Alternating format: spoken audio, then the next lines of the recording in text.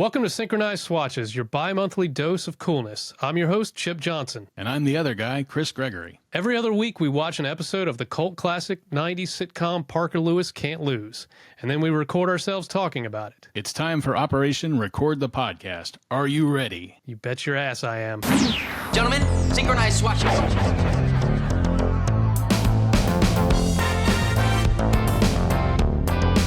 Not a problem.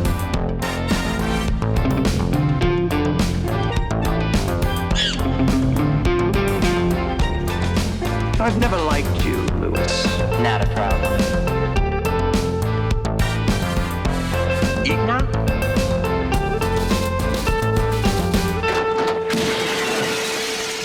Clean out your locker. You're finished. Well, like I said in that text this morning, it's funny because I was looking at the calendar and realized that this particular episode will be the first one in 2025. So Happy New Year. Yeah, Happy New Year, everybody. Yeah, but for the purposes of real-time conversation, we're the election was last week. The fucking election was last week. So, we're still kind of in that frame of mind, I guess. But yeah, we've got a bit of lag time between when we record and when we release. Right. Just have a cushion of a few episodes. That stuff's still front and center, I guess. But I feel like this is kind of because we're doing a recap podcast about a show from 30 plus years ago.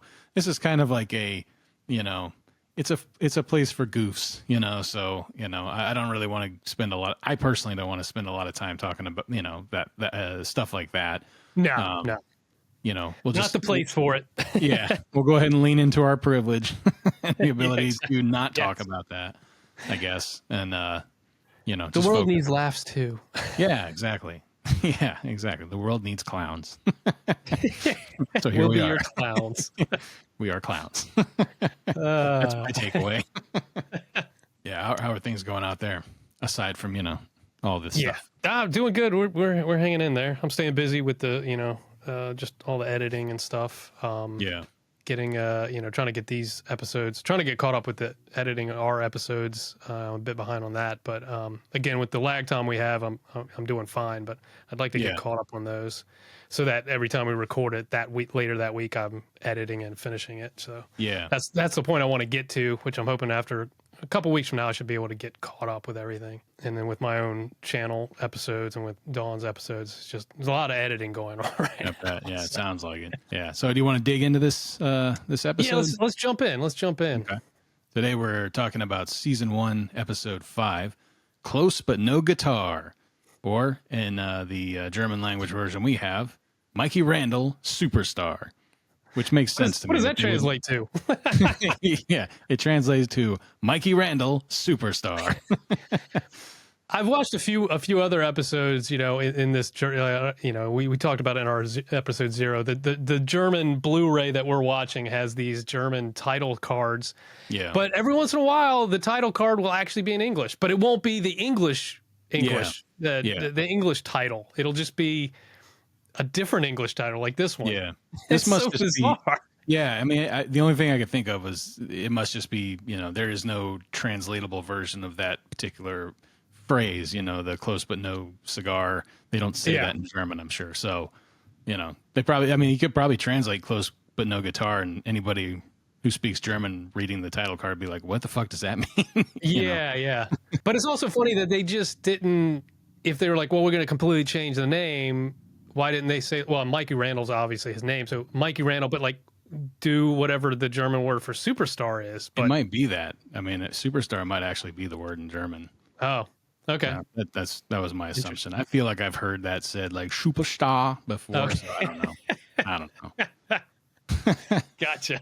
So anyway, Mikey Randall Superstar aired the original air date was September 29th, 1990, and it's directed by Brian Spicer, who went on to direct the Mighty Morphin Power Rangers movie, as well as the 1990s movie McHale's Navy.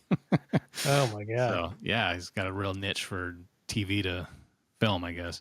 Yeah. After suffering a school-wide humiliation at the hands of Shelley, Mikey calls it quits on high school and embarks on a career in music. However, he soon discovers that by quitting school, he may have lost something more important to him than rock and roll, which I know is hard to believe. More important than rock and roll? No, right? It's bullshit. So, our opening credits gag. We open up inside Parker's locker, and he is thoroughly frustrated because he's unable to get his door open, and Shelley's helping him for some reason. She's just basking in his frustration every single time the door opens and closes, and he's completely incapable of getting it open on his own. He suggests that perhaps somebody might have changed the combination, or that Kubiak might have stuffed someone in his locker. She assures him that no one cares about your stupid locker. So then, for the final sequence, of course, the door swings open, and we see Kubiak stuff Jerry into the locker and slamming the door shut, and then Jerry whispers, "Thank you, Mr. Kubiak."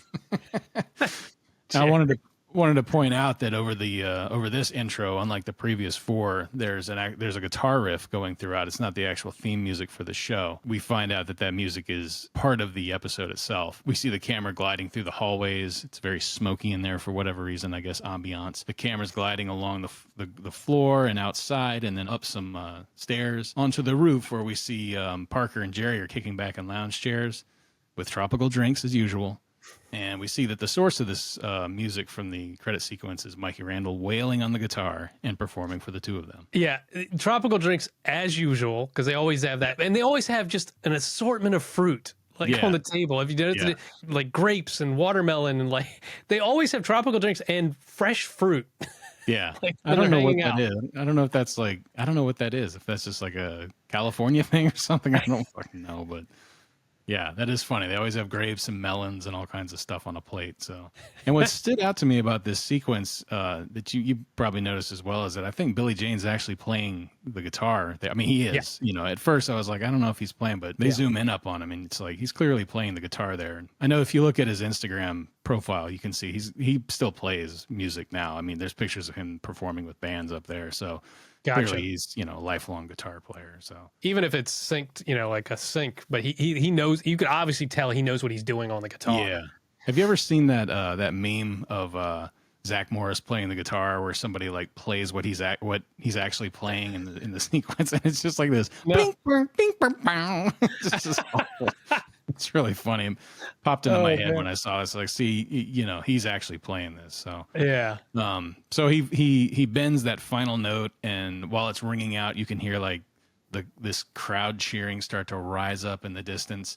And Mikey steps over towards the edge of the roof and looks out over this adoring crowd. They've all got Mikey as a god signs and everything, and he just starts swinging the guitar over his head, which was hilarious. And then launches it out into the crowd. And we get this shot where it's like the camera's on the guitar, just floating through the air towards, above the crowd, just above everybody, until it lands directly in the hands of this girl who just grabs it and is just standing there holding on to it. And then he just throws his hands up in the air in victory, and he's just relishing this adoration. And we cut back from that, and it's a dream sequence, but he's bending that guitar again because the same riff plays over that sequence that was being played earlier. So we see him again sitting there bending that note, and the camera, just to reassure us, cuts to the empty courtyard, and then Parker really drives the point home in voiceover, saying that dreaming of rock and roll glory is what gets Mikey through the drabness of high school. Parker and Jerry both congratulate Mikey on his performance. Jerry has a few concerns about the volume. A little too loud. A little too loud for Jerry. Yeah, poor Jerry. And then the door to the roof just explodes off the hinges. And Miss Musso emerges. We get the quintessential Jerry eek, which I can't do, obviously. Yeah, I know. that takes special talent to hit that. But Parker informs us over voiceover that being busted by Musso at this point would turn out to be the bright spot in what would come to be called Mikey's Day from Hell. You talk about the door blowing off the hinges, it's just exploding, and then Musso appearing. This might be one of the only episodes where we don't have the Musso door glass break. Yeah, it's such an anomaly. And maybe there may be others, but I feel like this has to be quite an anomaly. But now that you mentioned this door, I was like, oh yeah, maybe they kind of replaced the normal door break with this door explosion. Yeah. it's it's They're like, yeah, she wrecked a door. yeah. No So one's gonna it's care. like, I guess it still kind of falls Yeah. into that category, but it's not the quintessential glass break. Yeah. one They're like, of her we office. gave him the door break. Who's going to notice and mention it in a podcast in 35 years? Yeah, We know what podcasts are in 1990, by the way. yeah, exactly. So Mikey's day from hell. I just wrote like a little bullet list of what his day from hell consists of. So he first receives an F on a test, and then he's in his in the hallway and he opens his locker and all the contents fall out. Kubiak walks by, just apropos of nothing, just hip checks him right into the locker, and he's immediately followed up by Shelley, who walks by, shuts the door, and then spins the combination lock, and it goes flying. I mean, it's it's clearly been greased. That damn thing spins so much. You hear the bell ring, and then they let you know that it's taken him the entire class period because you hear the bell ring again before he's finally able to work the combination out to get out of the locker.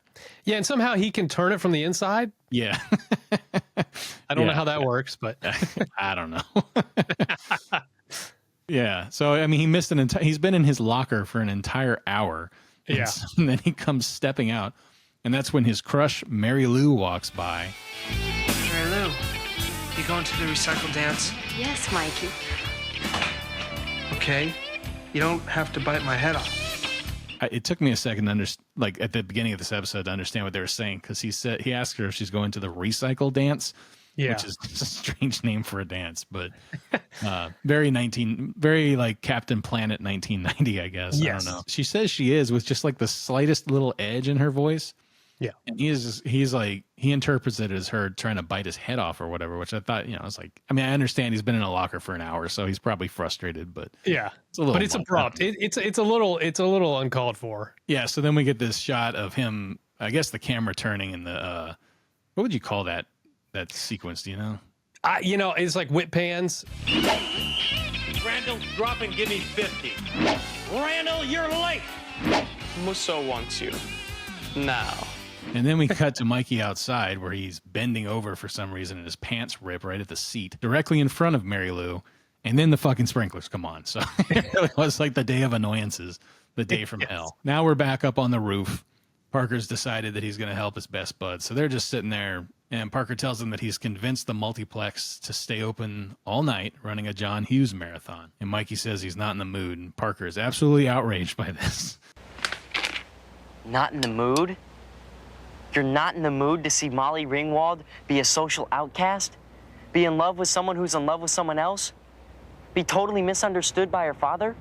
Which John Hughes movie are you talking about? All of them. All of them. Of course. Mikey starts talking to Parker about how much he really hates being at school and how nothing is connecting for him. And we see on another rooftop that Shelley's up there training a listening device in their direction. And she begins simultaneously broadcasting this conversation and recording it on a small tape player, which I wrote in my notes Fisher-Price. It's not actually Fisher-Price, but that gives you an idea of what it looks like a Fisher-Price. Yeah. Yeah. It looks like the kind you have. Toy. It's like the kind you got when you were like in second grade or whatever in the 80s or whatever. So from this, we get like my favorite shot of the entire episode, which is a shot of the student body in the hallway listening to this conversation, but the shot is from the perspective of the hallway speaker. Yeah, so it's great. It's a hilarious shot because everybody just turns and looks at this thing. And so Mikey starts confessing to Parker his routine for when he's feeling especially messed up. It's so weird. It is. It's so strange. It is. Yeah. It is objectively odd.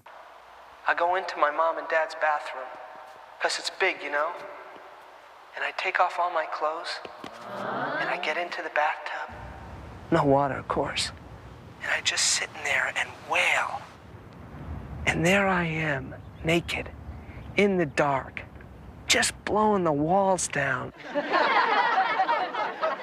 You're my best bud, so I can tell you this. I've been writing a song. It's about a girl. Why his parents' bathroom? Why not his own bathroom? I don't know, man. It's very strange. It's so weird. Yeah. And the whole time, Parker's just kind of like looking at him like, why are you telling me this? What are you talking about, man? So then he starts telling Parker how he's written a song about a girl, Mary Lou Connor. So he asks Parker if he'd like to hear it, and Parker says yes because he's a supportive friend. So Mikey starts to play. As he starts to play, the students in the hallway all turn and look at Mary Lou, who's standing in the hallway, and she's just like cringing under the scrutiny and hugging onto her little trapper keeper. So then Mikey proceeds to sing this song, the lyrics made me laugh. I didn't write them all down, but my favorite one was he says, "Mary Lou, I love you, and why? Because you remind me of you." Yeah. And that's where a drop of this song needs to go right now. Here goes. Now drums and everything, but. Oh, Mary Lou, I love you. Why? Just because you remind me of you. Ooh, ooh, ooh, ooh, ooh, ooh, ooh, ooh. Mary Lou. I love you, Mary Lou. I mean, his performance isn't terrible. I mean, it is what it is. It's just so goofy, that's. It's just goofy, yeah. It's totally goofy. But he doesn't have a bad voice. Yeah. I think he actually did, he was kind of working hard to make it kind of sound cheesy and goofy, more than his normal voice it sounds. Because I feel like he does actually have a good singing voice. Yeah. Because Billie Jane also has just like an excellent goofy smile face. Like he did it when he first noticed the crowd sounds. He looked back over and he saw and he does it here too when he's singing. He just has a really innocent, goofy guy face when he's smiling and being earnest or whatever. Yeah. So Mikey finishes and asks Parker what he thinks, and Parker says it really rhymes, which it did. Yeah, because you can see Parker was struggling to find some compliments, something nice to say. Yeah. So these guys, they started walking down the hallway, and they're back in the school. And everybody who's passing by them is just laughing and smiling. And Mikey comments on what a good mood everyone is in. And suddenly the loudspeaker comes to life again and starts playing the recording of the song. And Mikey and Parker stop, absolutely horrified. Yeah, and we have this, a Zolly shot, like a Hitchcock shot, the vertigo, dolly in, zoom out at the same time to create that crazy vertigo Jaws shot on Mikey, which is great. Yeah. So one of the students jumps right in front of Mikey and says, "Hey, Mikey, how's Mama's bathtub?" And then starts laughing and walks off. How's Mama's bathtub? How's Mama's bathtub? And then Kubiak sticks his face into the shot and says, "Rub-a-dub, dub." Further securing our oafish image of Coob. He can't even remember the simple rhyme. Yeah, this episode gives us dumb Coob. Because we're going to get plenty of, we've had it already at least once, but we're going to get plenty of intelligent Coob. Yeah. But right now, this one we get dumb Coob.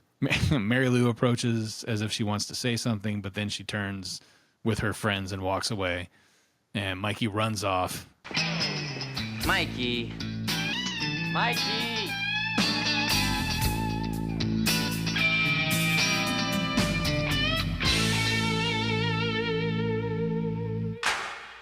As we return from the commercials, we see Parker is in bed in some absolutely wild pajamas. Yeah, I know. The shirt had the word "no" written all over it, which is, I don't know. But the pants appear to be covered with half-peeled bananas. Yeah, it's such a weird outfit. It really is, yeah. And he's on the phone with Mikey using a large cordless phone, and Mikey is on a super awesome 1990 transparent home phone. My sister had one of those. Oh, that transparent phone. Yeah, like that same exact phone that he has. Yeah. So he's on that transparent phone, telling Parker that he's decided to call it quits on school. He said he's had enough for 2 lifetimes. Parker tries to convince him to stay, but Mikey says first thing in the morning he's going over and dropping out. And he says, "I've enrolled my soul in rock and roll." I was saying, just now thought about it too. Why does he have to go to school to drop out? Well, you just stop going, right? Isn't that how you drop out? I don't know, man. I didn't drop out. I stayed in school. Stay in school, kids. Yeah. If this episode didn't get it across to you, let us do so. Stay in school. So the next morning, Parker rushes to school and arrives at 7:52, which he informs us is the earliest he's ever gotten there before. We see Shelley approaching her locker, and she opens her locker, and it is completely full of soap bubbles, which erupt all over her. And we cut to Parker in the as he's getting ready to go into Musso's office, and he hears Shelley scream his name through the hallways, and he gives like this little knowing smile. So he's clearly gotten her back for that broadcast in the music prank. So he walks in, he sneaks in. It looked like he was sneaking in, even though everybody could see him. It was kind of funny how quietly he went into the room. Yeah, it's like he's trying to sneak in without being caught, but obviously it's just Musso and Mikey in the office. Yeah, and like, why would he sneak in? It makes no sense. Part of me is like, is he just trying not to break the glass? Yeah, yeah, probably. Because he's so cautious with closing the door. It's like maybe he's just trying to. He just knows that glass is very fragile. Yeah, it's very temperamental. Yeah, so Musso believes Mikey's dropping out as some sort of Parker Lewis diversionary tactic where her TV will come on and then they'll get away with murder. And so she decides to humor them, and she pretends to look for Mikey's exit papers in a giant stack. And while she's rifling through those, Frank enters the room with a letter that he says has been written by the students of SD High. And then he reads the letter to Mikey and Parker. Dear Mikey, ooh, ooh, ooh, Mary Lou, I love you. Ooh, ooh.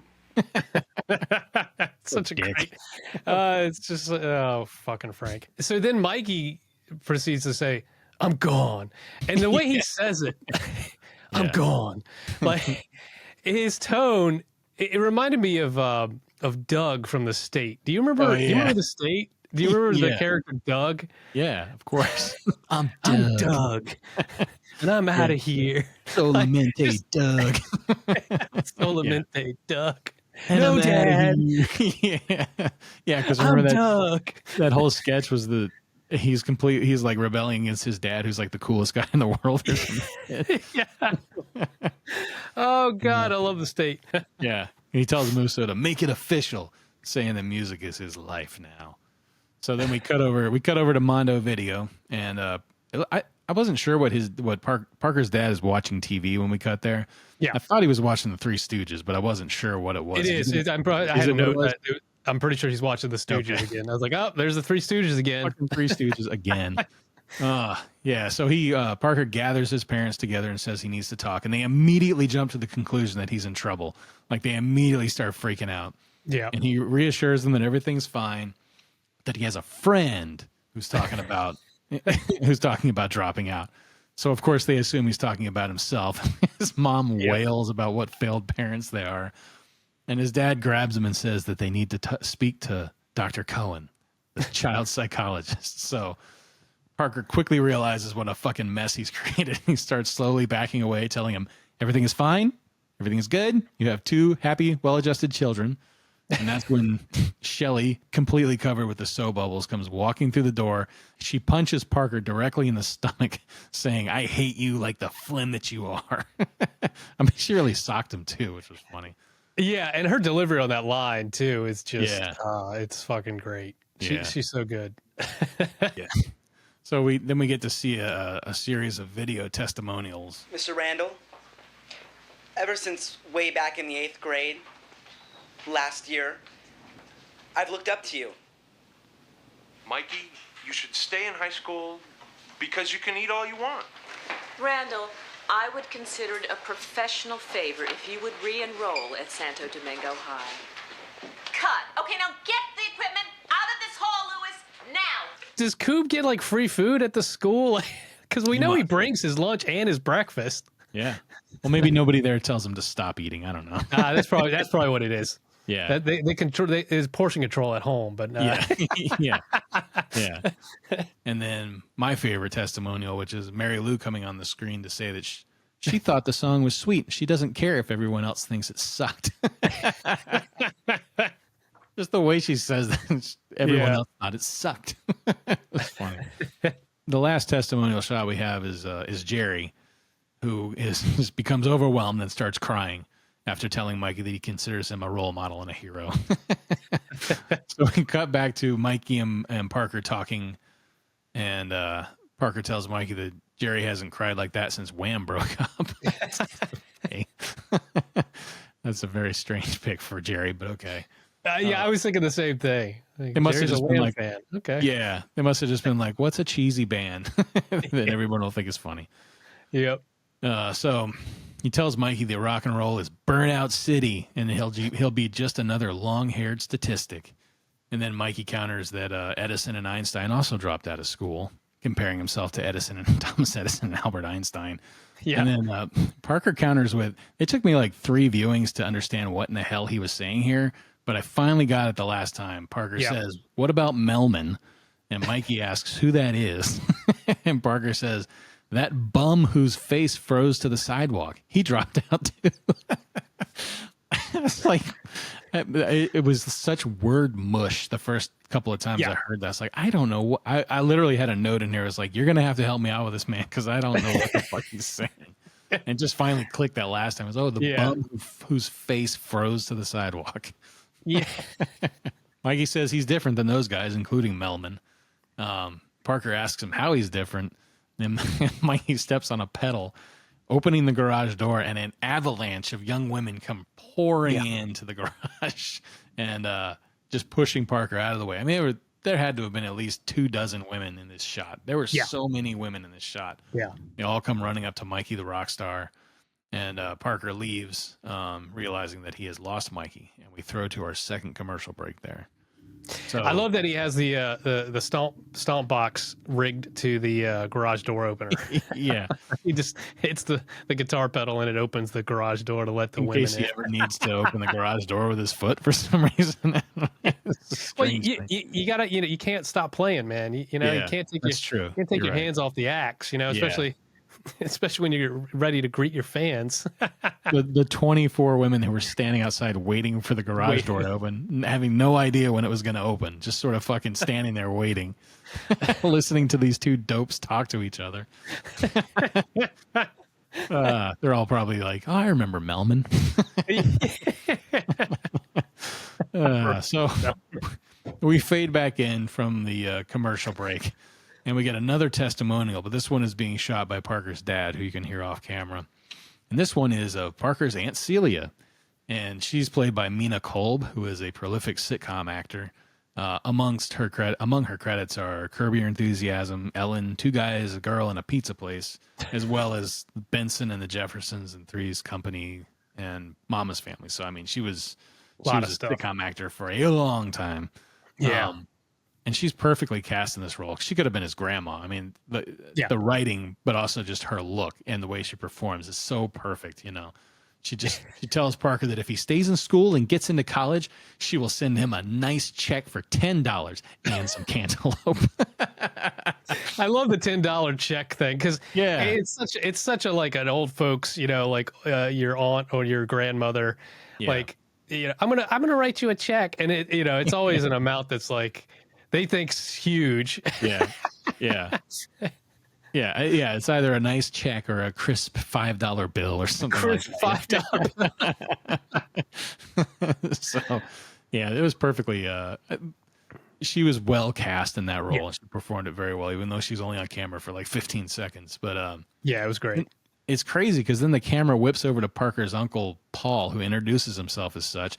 He's wearing a cap and gown and looks like a lunatic, but as soon as he starts talking, Parker's voiceover drowns him out. And I have no idea what he was saying. Did you hear any of what he was saying? No, and I feel like that was a cut and post. Like I feel like they shot something, some dialogue with him, and that was intended to be used. Yeah. Maybe for time they had to cut it, and they just overlapped his VO and got on with the rest of the scene. Yeah, I feel it's so weird. Like I feel like there's something there, like a deleted scene. Yeah, it just the fact that there's so many specific choices there, like even giving him a name, but like the fact that he's dressed in cap and gown. Like I want to know why he's wearing that. Like what is this? Yeah, so I kind of wish we'd been able to hear what he had to say. But anyway, in voiceover, Parker tells us that he needs to deal with his parents at this point before they drag out his second cousin from Nova Scotia, which rung a bell in my ear because I have family in Nova Scotia, including a cousin. Yeah. So, strange randomness. So he decides it's time to pull a Ferris Bueller. You know what? I gotta come clean. You guys saw right through me. I was gonna drop out, but this video, it really worked. You saved me. I'm the luckiest kid in the world. He's doing a really great Matthew Broderick. Really great Matthew Broderick Yeah, impression. Like it's spot on. Yeah, like the doing this thing, like the head nods and like squinting and the way he's talking and everything. It's just like that scene. So they give him a big old hug and Parker says in voiceover, mental note, this Bueller guy is onto something.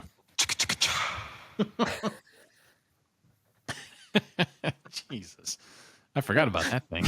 Yeah, I love that, man. We gotta bring this in more often. But yeah, no, his impression, like, I mean, he is spot on. It was such a good it was impressive. by, Corin. So Parker then meets up with Mikey at his house where Mikey is there loading up for a gig. He asks him who he's playing for, and he says the Northern District Agro Accountant Fundraiser. And he says that it's a deceptively wild crowd. When Mikey's ride arrives, Parker says he'll see him tomorrow, and Mikey's, he's forgotten about the dance, but he remembers at this point. He says, oh yeah, the recycle dance. He tells Parker he'll see him there, but he leaves before Parker can tell him that he misses him. So Parker decides it's time for emergency Mikey video plan B. And this is where it really started to feel like a stay in school episode to me, because they bring in two heavy hitters from 1990, Cool Mo D and Ziggy Marley. Yo, Mikey, this is Cool Mo D, and hear what I'm about to say. You drop out of school and you regret the day. You took the easy way out and left your friends behind. What, are you crazy if you lost your mind? Up here is the most important place. No matter what you got in your pocket, it's what you got up here that makes you be the richest person in the world. Mikey's impressed by these videos, but says he hasn't changed his mind. He appreciates all the efforts Parker's putting in and tells him that they both mean a lot to him, which is great because Jerry just has this explosive smile when he says that he means a lot to him. But I'm 16 now. These are my prime decision-making years. And I'm making this decision on my own. We cut to Mikey's band performing on stage in front of this graded fencing that's meant to protect the bands from the fans. And in voiceover, Parker informs us that the recent reports have that Mikey's band is playing in front of some rough crowds. So Parker's decided to go investigate for himself. And at the end of the song, the band is seen disassembling that stage, and Parker approaches Mikey to congratulate him, telling him he really ripped it up. And Mikey says the kids are really into it. And then this little girl approaches the stage and asks Mikey to sign her Barbie doll. I looked into this actor. She's Arena Cashin, and she was in Back to the Future too, which is awesome. Oh, yeah. Yeah. I don't think she acts anymore. I think her last credit was in like 1996 or something. So she called it quits a while ago.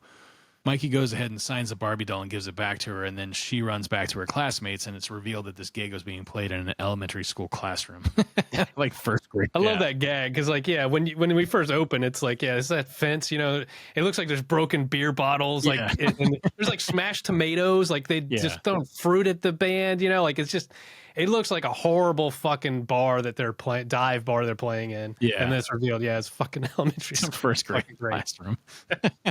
Hey, I want you to meet the guys. Lloyd, Warren, this is my buddy Parker. They're 20. Coolness, huh? Yeah. Coolness. Parker asks him if he's going to the dance, and Mikey's kind of hesitant now, saying it's so high school, but he says he'll try to make it. We cut to the dance. Frank is seated out front like all the cool kids are, stamping people's hands and working at a dance. Yeah, exactly. So he stamps Parker's hand. He stamps Jerry's hand. Jerry is pushing a very large cart filled with papers. Do you have any idea what he's doing there? Okay, so the whole dance is the recycle dance, right? It's this like Earth Day type of whatever. And I think the whole gimmick was you bring in stuff to recycle. Okay. And I don't know if you get like raffle tickets or there's some trade-off. You're building out a lot of story here. This is what I do. Yeah. But also you notice, so in another shot, you'll notice when Frank's sitting there, and before it's towards where Coob is, and we're going to talk about him in a minute. But there's like big trash cans of like 2-liter soda bottles and soda cans, like a big recycling bins. Yeah. So like it's like they're everybody's bringing like recycling material. Oh, okay. Like it's a big recycling drive. Or something. Oh, all right. So that's what Jerry's doing. He's just bringing tons of paper to recycle. Yeah, and he goes through. I mean, obviously we've seen him in mounds of printer paper and printouts and stuff like in previous episodes. So he's probably got a lot of paper to recycle. Yeah, that makes sense. I'm sold. That's what he's doing. So Mikey approaches and holds his hand out, and Frank refuses to stamp it. Mikey calls Frank a mouth breather and says he's there to hang out with his buds. You got a problem with that? Queen Bee, this is Worker Bee. We have a U-Pop at the main door. U-Pop? Unauthorized person on premises. Ah, Mr. Randall, former student. He's not going to let him in, pointing out that there are rules to follow. And Mikey then calls her Grace. And she's completely taken aback. And even Frank looks a little horrified. Yes. So she instructs Frank to get this non-student off campus in 1 minute and spins on her heels and walks away. And I noticed that she had a recycle this sign on her back, which is funny. I think that was supposed to be like a kick me sign kind of thing. Like when at first I was like, she's wearing a costume for the dance, but then in further rewatches, I was like, no, I think someone stuck that on her back. Totally. Says, recycle this. As the door is closing, Mikey looks in and he sees Mary Lou, and she turns and sees him, and I guess they both say each other's names or whatever, but then the door closes. So Mikey tries to push past Frank, but he holds up his stamp and threatens to get rough. And then we pan down the hall, and like you mentioned before, we hear like this growling sound, and then we see that there's a cage there, and Kubiak is being held in the cage like a fucking bear.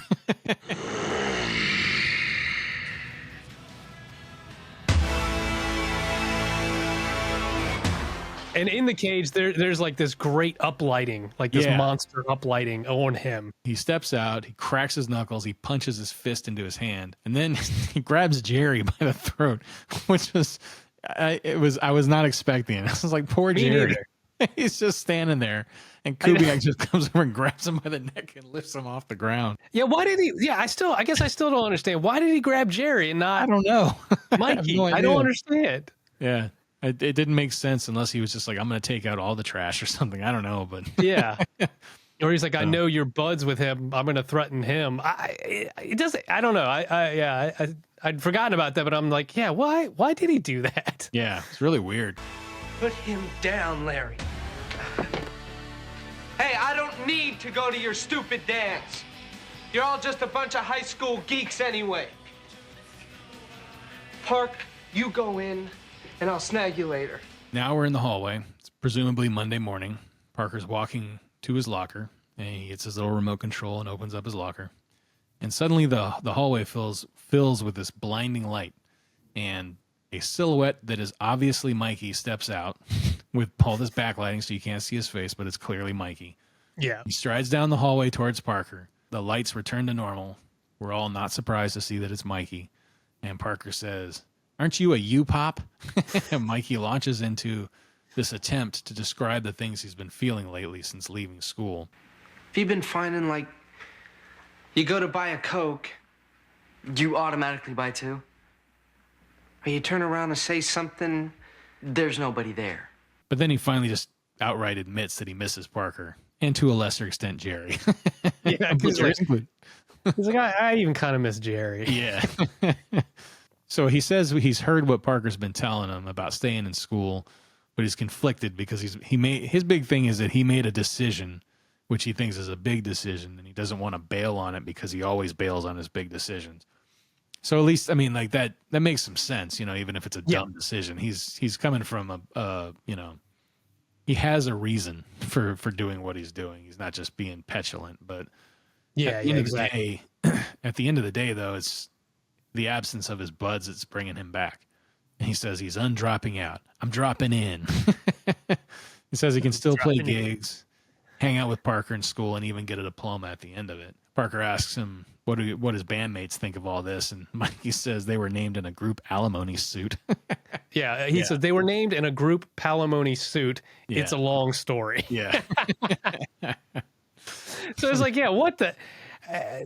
How could his two bandmates be named in some a group palimony suit? Yeah, It's such a weird thing. It's such a weird thing. Yeah. I guess it's just more of a joke too that they're older. They're older than them. They're not high schoolers, and it's so stupid.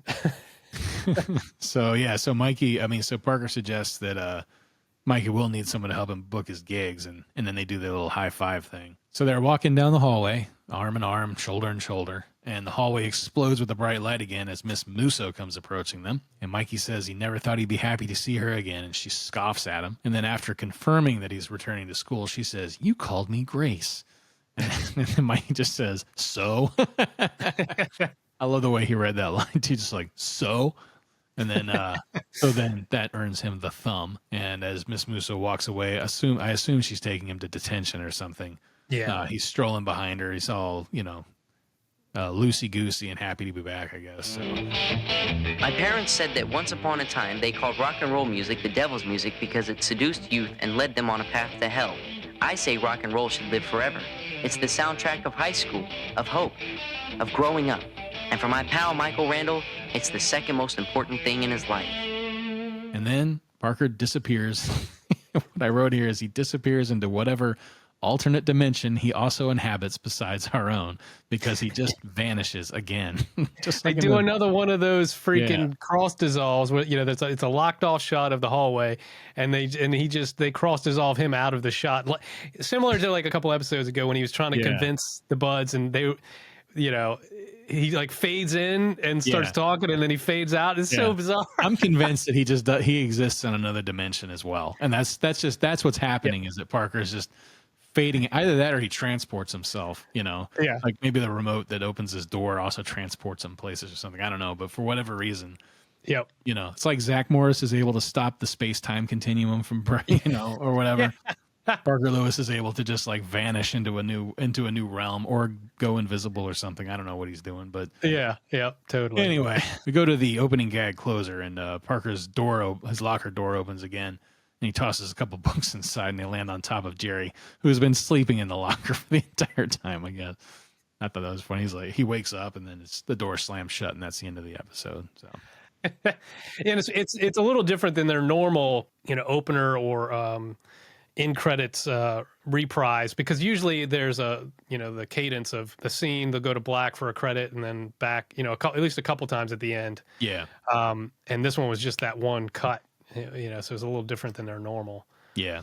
It was good though. It was funny. Yeah, overall, like this episode felt a little different. At least to me. What would you think? There were a lot of new elements to this one. The theme song being different was an interesting way to start. And then it has some issues. Like I didn't pick up on Parker's plan. I mean, Mikey basically just told us that this was his plan the whole time.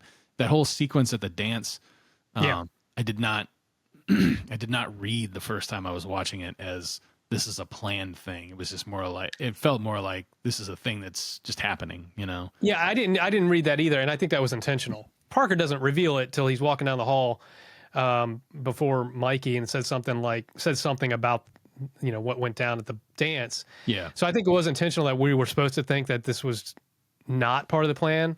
But also, I think one of the weird things for me about this episode, I still like this episode a lot, but it was, there's just little things that were just felt different than the other episodes. Again, no Musso glass break, which, like I say, okay, they replace it with that exploding door now I think about it. But so that's different. And the opening gags, or the opening credit gag sequence with him and Shelley, was usually Parker has the upper hand, right? Yeah, that's true. And Shelley's the butt of the joke. Yeah. And this one wasn't that. It was different. Again, not bad, but it was just, it didn't fit that mold. He was losing his cool in that sequence, which is not something you see very much. So yeah, that's a great point. So that felt different. And then also just the arc of this episode was kind of weird. Like by the time he came back in, that bright light shines and he walks silhouetted into the hallway and makes the declaration that he's dropping back in. Yeah. I didn't feel like there was enough of a climax to get him to that point. Right. Granted, the dance scene was that climax, right? Right. But because it wasn't set up to begin with, that we know this is Parker's plan, it was a reveal later, kind of maybe took some of the steam out of that climax. I don't know. For some reason, to me, the arc of the show, the episode was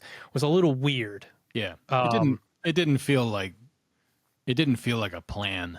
I did like the fact that it's a nice story about like friendship, I mean, they didn't shy away from the ultimately Mikey comes back because he misses his friend, his best pal or whatever that he hangs out with all the time. And there's no male insecurity in that sequence. There's no, dude, you're gay or something like that. There's none of that shit. It's a very emotional, honest, earnest friendship scene of one guy telling another guy, like, I miss you, man. I miss seeing you and hanging out with you, and I thought that, it was nice to see something like that. And it wasn't like, punching each other in the arm or, sarcasm or anything like that. It's just like this genuine scene between two teenage guys, Yeah. So, that was it definitely, like I say, I definitely enjoyed it. And I agree. It helped, further solidify, the relationship between these two guys. Yeah. But I just felt, I felt like the arc of the episode, like, again, like, because the whole reason he comes back because of Parker, right? Right. So I felt like that climactic scene shouldn't have been the dance, or there should have been another scene where something really momentous happens, where Mikey realizes, oh fuck, if I'm not in school, I'm really not going to hang out with this dude at all. Like there needed to be some scene like that I felt like was missing. There's no point where it's like very clear that Mikey is realizing that he's not going to be able to hang out with Parker as much as he wants to, because he seems to be having a good time doing what he's doing. I think part of the problem too, now I think about it too, is, I mean, this is Parker Lewis Can't Lose. So Parker, it's all from Parker's point of view pretty much, right? I mean, we do have some scenes without Parker, but for the most part, it's all from Parker's POV. So it's not like we would have a scene with Mikey that's not through Parker's eyes. You know what I mean? Like, and you would kind of need that. We would need to be off with Mikey and, going through some stuff and have him have that realization. So it might have been a little difficult for them to pull away, at least, at this point in the show. Did you feel like this was a consciously stay in school episode? I mean, like there are episodes of shows from the 80s and the 90s that are like very clearly say no to drugs and stay in school and that kind of thing, where it's like, it's obvious that's what's happening. The episode's kind of weak, Yeah. Did you get that impression from this one? Yes and no. I mean, I could definitely see that maybe that is, they did get that little mandate or whatever. They're like, oh, we got to write one of these episodes. But I don't know. I think it was the guest stars that kind of made me think that, the fact that we had this not even slightly self-aware rap and Ziggy and what Ziggy Marley's doing. Yeah. Where it's just like, this feels like somebody told them, we're doing a stay in school episode, slap something together for us, It does really kind of feel like that, doesn't it? That was the one thing that kind of stood out to me. Like, I could see like that might have been like, well, you got to write an episode about stay in school, and that's I don't know. But anyway, I was just curious. Might be onto something. Yeah. I mean, it was but I enjoyed it. It's a fun episode. Again, I don't think it was as strong as the other ones we've watched so far, and definitely not as strong as some I remember from probably like season 2 or something. And like I say, there's just little tonal things that were just kind of different, like the opening gag. Parker, he's irritated, and it's Musso being completely taken aback by someone saying her name, though, was good. No, that called me Grace. It was funny. I will say, to your point too, actually, that I was scanning the IMDb page for season 1 just to check out the next week's episode for so we can. But I will say that of season 1's episodes, the first dozen or so, this one has the lowest overall rating.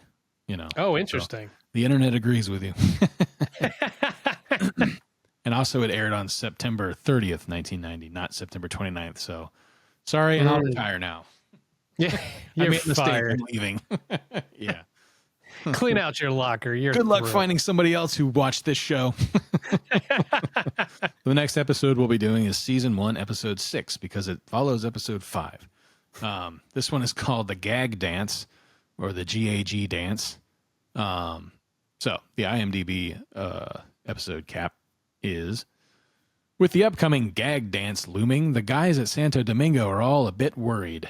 Gag means girls ask guys. Therefore, worry of the wrong girls asking guys out is very real. And and Parker intervened. Who wrote this? I don't know. Let me try to get through it. And Parker intervenes with a motivational speech. Parker might be able to inspire confidence to the students, but who will be there to help inspire Parker? As everyone finds dates to the dance, Parker winds up the odd man out. That's a rough line. I was gonna say that was a clumsy synopsis. Sorry, whoever wrote that, but man, yeah. I get it. I mean, writing recaps is not easy. It's not. It's a tough Gotta craft. read it out loud once at least, for God's sake. Yeah, exactly. Dead man.